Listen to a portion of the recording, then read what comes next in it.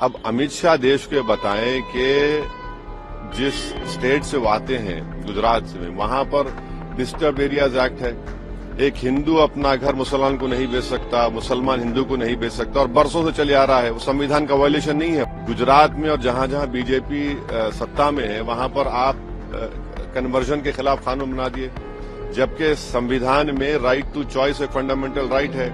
आप कौन होते किसी को रोकने के लिए मजहब तब्दील कोई कर रहा है? तो बीजेपी जहां जहां सत्ता में है, वहां पर संविधान के खिलाफ काम कर रही है। कि अमित शाह और बीजेपी में एक डिस्क्रिमिनेटरी, उनके पास एक पॉलिसी है मुसलमानों के खिलाफ। और भारत के संविधान में फ्रीडम ऑफ रिलीजन एक फंडामेंटल राइट है। क्रिमिनल लॉज जो है वो तो क्रिमिनल लॉज हैं।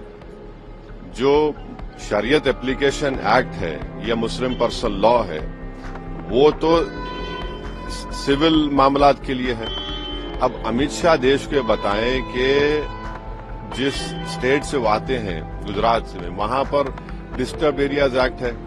एक हिंदू अपना घर मुसलमान को नहीं बेच सकता, मुसलमान हिंदू को नहीं बेच सकता, और बरसों से चले आ रहा है। वो संविधान का वायलेशन नहीं है। वो गुजरात में और जहां जहां बीजेपी सत्ता में है, वहां पर आप कन्वर्जन के खिलाफ कानून बना दिए, जबकि संविधान में राइट टू चॉइस एक फंडामेंटल राइट है। आप कौन होते किसी को रोकने के लिए मजहब तब्दील कोई कर रहा है? तो अगर आज बाबा साहब अम्बेडकर जिंदा होते तो उनको कहते हैं लोग कि भाई आप नहीं बदल सकते अपना रिलीजन। जब बाबा साहब अम्बेडकर संविधान बनाए और उन्होंने अपना रिलीजन चेंज किया, आप कौन होते उसके खिलाफ रूल्स बनाने, कानून बनाने वाले? आपने कानून बना दिया। आपने लव जिहाद के ऊपर कानून बना दिया। बीजेपी जहां जहां सत्ता में है, वहां पर संविधान के खिलाफ काम कर रही है।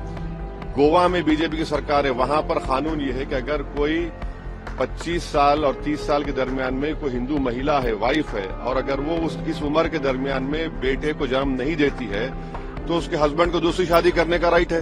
उसको निकलवाइए। आप कानून बना रहे हैं कि कौन क्या खा सकता है, क्या नहीं खा सकता। आप हरियाणा में गौरक्षक को पुलिस पावर्स दे रहे हैं, वो पकड़े और मारे लोगों को। ये संविधान में है क्या? ये तो ये साफ जाहिर होता है कि अमित शाह और बीजेपी में एक डिस्क्रिमिनेटरी, उनके पास एक पॉलिसी है मुसलमानों के खिलाफ। और भारत के संविधान में फ्रीडम ऑफ रिलीजन एक फंडामेंटल राइट है। आर्टिकल 26 में रिलीजियस डिनोमिनेशन को इख्तियार है कि अपने मजहबी इदारों कायम करे। तो ये दोनों फंडामेंटल राइट्स का वायलेशन कर रहे हैं। और क्या यूसीसी में सिर्फ डायरेक्टिव प्रिंसिपल का यूसीसी है? डायरेक्टिव प्रिंसिपल में ये भी लिखा गया कि भारत में रिसोर्सेज सबको बांटा जाए। डायरेक्टिव प्रिंसिपल में भी कि शराब पर पाबंदी आयद कर। हमेशा शराब पर पाबंदी क्यों नहीं आयद करते पूरे देश में? चलिए करिए, क्यों नहीं करते आप? डायरेक्टिव प्रिंसिपल में बहुत सी चीजें हैं जिसका वो सेलेक्टिवली भूल जाते हैं उन चीजों को।